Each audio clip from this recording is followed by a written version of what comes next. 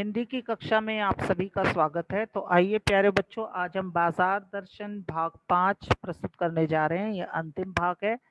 इसे आप समझ लीजिए कि अंतिम भाग, जो पाठ का जो अंतिम भाग है, वही सबसे महत्वपूर्ण है। जब आपने ये बात को स्पष्टता समझ लिया तो आपको पता लग जाएगा कि बाजार की अहमियत क्या होती है। तो आइए, प्रस्तुत है बाजार दर्शन भाग 5। एक बार चूरन वाले भगत जी बाजार चौक में दिख गए। मुझे देखते ही उन्होंने जयराम जयराम किया। मैंने भी जयराम कहा।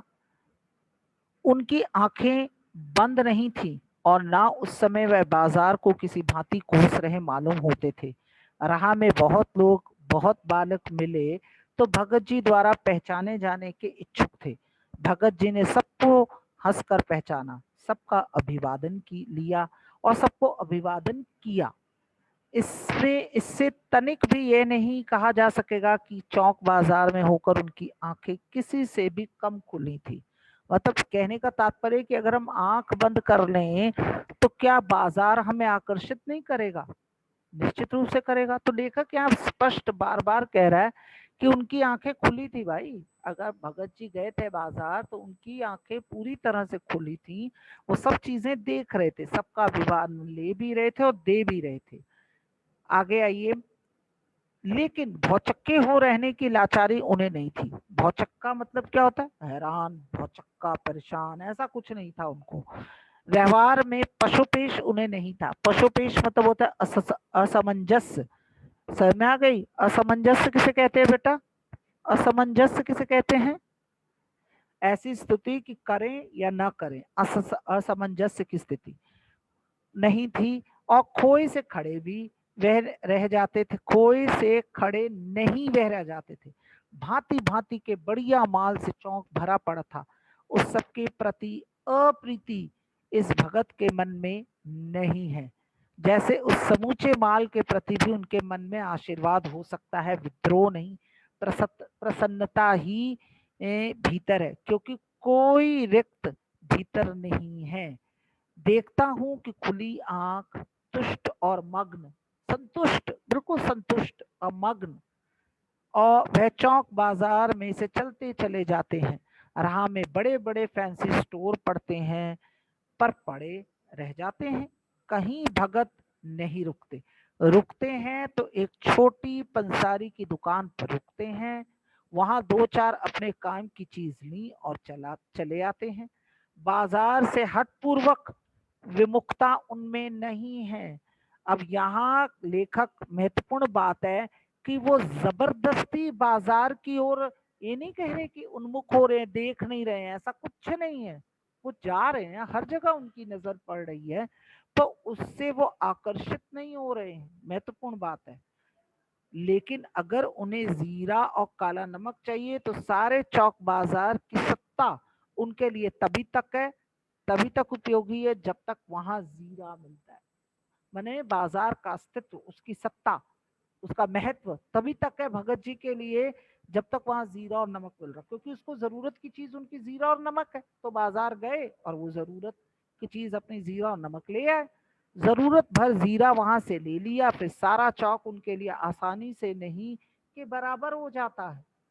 काम की चीज उनका जीरा और नमक है, तो उनके लिए वो पूरा का पूरा बाजार, उसका कोई अस्तित्व नहीं है, उसकी कोई सत्ता नहीं है, वो जीरो है उनके सामने। वह जानते हैं कि जो उन्हें उन्हें चाहिए वह जीरा नमक, बस इस निश्चित प्रतीति के बल पर से सब चांदनी चौक का आमंत्रण उन पर व्यर्थ होकर बिखरा रहता है। कोई असर नहीं करता बाजार उनको। चौक की चांदनी दाएं बाएं भूखी की भूखी फैली रह जाती है। महत्वपूर्ण पंक्ति है, रेखांकित कीजिए। मतलब कि पूरी चौक, चांदनी चौक का जो भी चांदनी, चांदनी यहाँ क्या है? चांदनी यहाँ है जो चीजें उन्हें प्रभावित करती है। समझ आ गई? चमक, हमेशा प्रकाश हमें सबको प्रभावित करता है। तो वो कह रहे हैं कि जो चांदनी, बाजार की चांदनी, जब बाजार का प्रकाश, बाजार की सुंदरता उन्हें कोई प्रभावित नहीं कर रही है, ना वो उन पर प्रभावित हो रहे हैं। क्योंकि भगत जी को जीरा चाहिए, वह जो कोने वाली पंसारी की दुकान से मिल जाता, वहां से महज भाव से ले लिया गया। इसके आगे आसपास अगर चांदनी बिछी भी रहती है तो बड़ी खुशी से बिछी रहे। भगत जी से बेचारी का कल्याण ही चाहते हैं। ऐसी बात नहीं है कि बाजार अगर बिछे हुए हैं तो वो उनका अकल्याण चाहते हैं। ठीक है, आपने बिछाया हुआ, आपका कल्याण हो, आप फले फूले, पर वो प्रभावित नहीं हुए।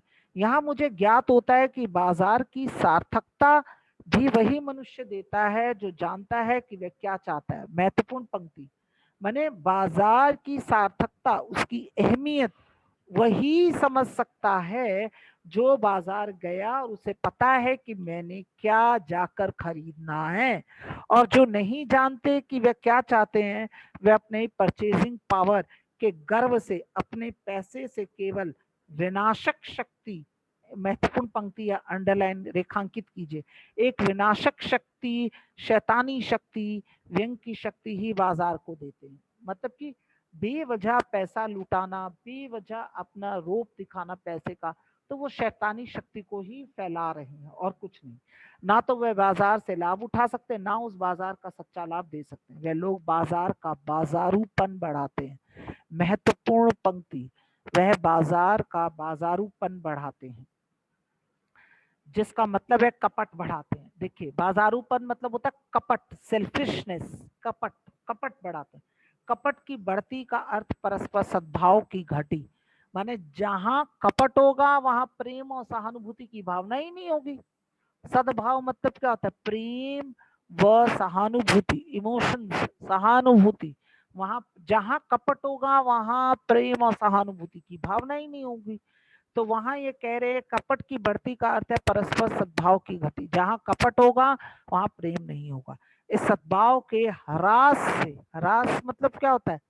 खात्मा, उसका खत्म, उसका विनाश से, पर आदमी आपस में भाई भाई और सुहृद और पड़ोसी फिर रहे ही नहीं जाते हैं, और आपस में कोरे कोरे ग्राहक और बेचक की तरह व्यवहार करते हैं। बिल्कुल, कस्टमर और व्यापारी।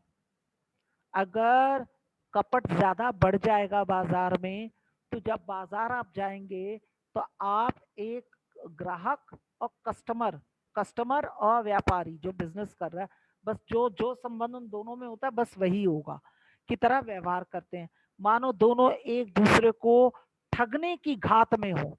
अब आप जाएंगे, कई कई दुकानदार ऐसे होते हैं ना जो लूटते हैं, धोखा देते हैं, सर में आ गए, ठगते हैं वो। ठीक है, तो फिर तो वही होगा कि किसी भी सूरत हाल पर हमने फायदा नो लेना ही लेना है, लाभ करना ही करना है। एक की हानि में दूसरे का अपना लाभ दिखता है। और यह बाजार यह बाजार का बल्कि इतिहास का सत्य माना जाता है। ऐसे बाजार को बीच में लेकर लोगों की आवश्यकताओं का आदान प्रदान नहीं होता। लेखक कह रहे हैं ऐसा बाजार, अगर आप सोचें कि ऐसे बाजार से लोगों की आवश्यकताओं की पूर्ति होती है, तो ऐसा नहीं होता, बल्कि शोषण होने लगता है। शोषण मतलब एक्सप्लॉयटेशन, समझ में आ गए ना? एक्सप्लॉयटेशन, शोषण होने लगता है, तब कपट सफल होता है, निष्कपट शिकार होता है। जो बेचारा सीधा साधा निष्कपट है वही शिकारी बन जाता है, क्योंकि दुकानदार को पता है कि ये तो सीधा साधा है, इसके मन में कोई कपट नहीं है, छल नहीं है, तो इसको लूटो, ठीक है ना, इसको ज्यादा ले लो, ज्यादा पैसे ले लो। ऐसे बाजार मानवता के लिए विडंबना है, मानवता इंसानियत के लिए विडंबना है। और ऐसे बाजार का पोषण, पोषण मतलब होता है पालन, पालन करना, पालना करना, ऐसे बाजार का पोषण करता है जो उसका शास्त्र बना हुआ है। वह अर्थशास्त्र सरासर औंधा है, वह मायावी शास्त्र है, वह अर्थशास्त्र नहीं अनीति शास्त्र है। महत्वपूर्ण पंक्ति है। अगर आप ये सोचते हैं कि ऐसे बाजार जहां छल कपट बढ़ जाएगा, तो वो अनीति शास्त्र है। मतलब कि आप अगर कहते हैं कि वस्तुओं का उपयोग करके लिए जीना, उसके लिए नई नई वस्तु का आकर्षण जाना, बाजार को मायावी बनाना, लोगों की आवश्यकता को पूरी करने की बजाय उसे शोषण करना, ऐसा बाजार वो कहते हैं अनीति शास्त्र है। अनीति मतलब जो मॉरली वो गलत है। हम कहते हैं ना नीति परक व्यवहार, मतलब मॉरली हमें जहां हमारा कैरेक्टर, जहां हमारा चरित्र का विनाश हो जाए, ऐसे बाजार को वो इकोनॉमी को बढ़ावा देने वाला नहीं कहते, ऐसा बाजार वो अनीति शास्त्र कहते हैं। वो अर्थशास्त्र नहीं है, वो अनीति शास्त्र है। अगर जिस बाजार में कपट, लालच, ये सब चीजें अगर बढ़ती हैं तो ऐसे बाजार को वो अनीति शास्त्र कहते हैं, अर्थशास्त्र नहीं है वो। तो आज के लिए ये पाठ यहीं समाप्त होता है। मैं अपनी वाणी को विराम देती हूँ। इसके प्रश्न उत्तर आपने अपनी हिंदी की पुस्तिका में करने हैं। धन्यवाद।